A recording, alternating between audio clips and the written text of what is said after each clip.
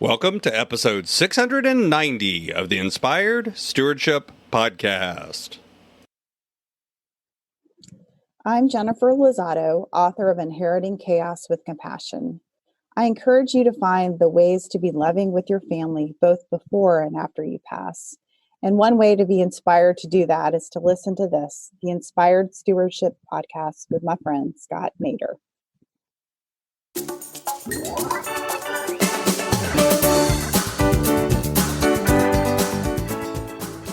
Not just because of the money, but also because of the philosophy they have and the approach they have towards money. It's really about how we feel about it every bit as much as it is about how we have and what we have. Because the truth is, if you have $1 million and you feel poor, you're going to act poor. You are poor. Welcome and thank you for joining us on the Inspired Stewardship Podcast. If you truly desire to become the person who God wants you to be, then you must learn to use your time, your talent, and your treasures for your true calling. In the Inspired Stewardship Podcast, you will learn to invest in yourself, invest in others, and develop your influence so that you can impact the world.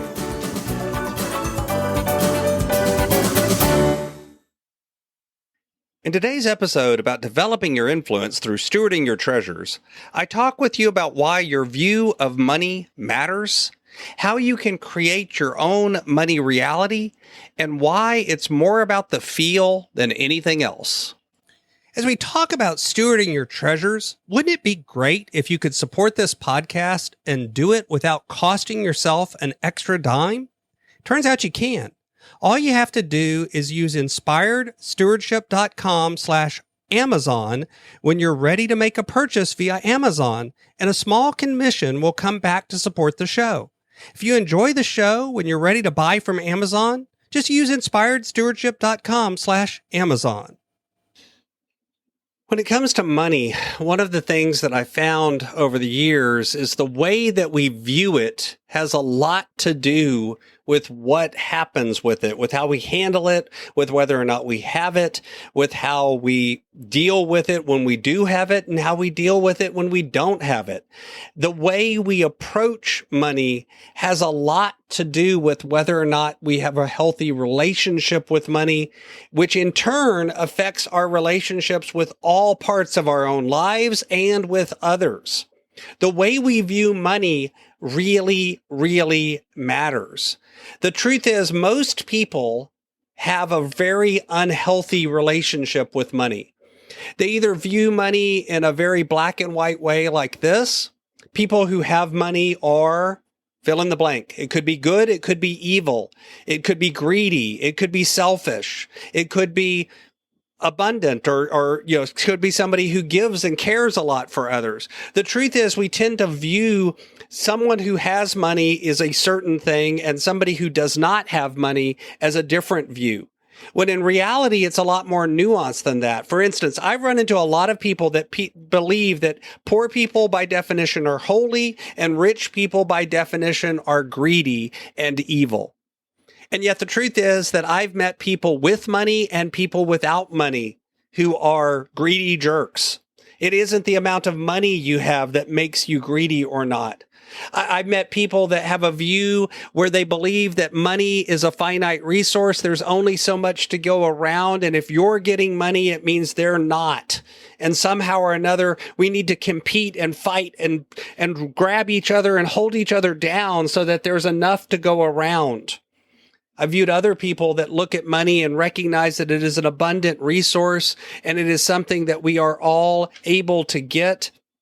And yeah, don't get me wrong. I'm not saying that everyone has equal opportunity or equal skill or equal ability or anything else. I know that there are people that have privileges and others who do not. But at the same time, it is true that most of us have abundant opportunity to make money. You know, my son sat down one summer and he said, "Dad, I need to make some money this summer." And I said, "Great, here's a lawnmower. Learn how to push it. go out and get some jobs, go out and talk to people and get under contract to mow the lawn. And so he started with the people that we go to church with, but then he expanded and he did it for other folks. And he earned over $2,000 that summer. Now, don't get me wrong. $2,000 for 3 months of work is not a ton of money, but when you're 13 years old, that's doing pretty good. And that same sort of idea, that ability to get up and do something, is something that we have in this country, we have in this world today. You know, I meet with clients all over the world. We all have that ability. And yet the truth is, sometimes because we view it as scarcity, we view it as the fact that there aren't opportunities, and therefore we don't see the opportunities that are there. You know, we have the right to make money if we're in service to other people. If you have that heart of service, there is nothing wrong with being paid for that. And yet sometimes we make that up and hold it out as something evil and greedy. If you believe that abundance is available to all, then you can find the abundant way to do it. You can get out of a scarcity mindset and begin to recognize that everyone has an opportunity in this, in an ability to do something. Money can be made, but health, relationships, these things are irreplaceable. And so oftentimes we sacrifice the irreplaceable at the foot of the replaceable. And that's not something that works long term. The truth is, if you begin to sit down and think about how you view money, if you begin to document what is it that you believe about money, in your heart of hearts, in your darkest moment, what do you think is true about money? And when you find those things, examine them. Really pull them out and think about them. Are they not just true, but are they also things that are helpful for you to be able to grow and develop and expand your money reality? And if they aren't, you can begin to change your money reality, in part by changing your view of money, by attacking those limiting beliefs and those false beliefs and beginning to replace them with things that are more true. And the truth is, all of this comes down to belief. All of this comes down to your feelings. All of this comes down to emotions. It's not a math problem. You know, I've met people that made $200,000, $300,000, $400,000 a year and felt poor. They felt broke. They felt like they never had enough. And I've met people that make $35,000 a year and feel rich beyond belief. You know, I've traveled internationally and I've seen this in other countries as well, where people who in this country we would consider destitute, we would consider beyond and below the poverty line, we would consider not able to do anything that we take for granted in this country, and yet they consider themselves rich. Not just because of the money, but also because of the philosophy they have and the approach they have towards money.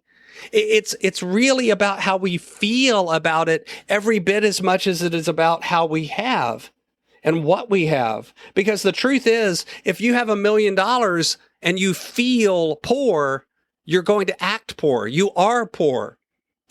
And if you have $1 million and you feel amazingly rich, you're going to act rich. And acting rich here is less about what you do with the money and more about how you believe and how you feel about it. Now, I'm not suggesting that you do things that are stupid or that you go out of your way to do things that cause you to lose money or gain money or anything else. I'm just saying that examining the way you feel and view money is an important step towards having a healthy relationship with money. Thanks for listening.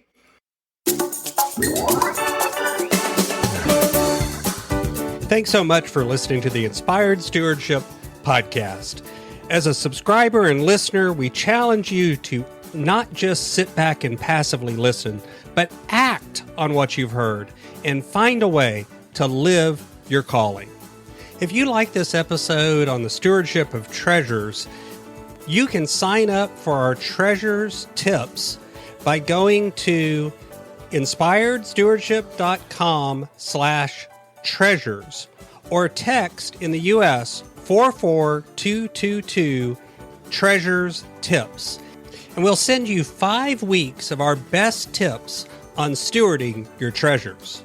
Until next time, invest your time, your talent, and your treasures. Develop your influence and impact the world.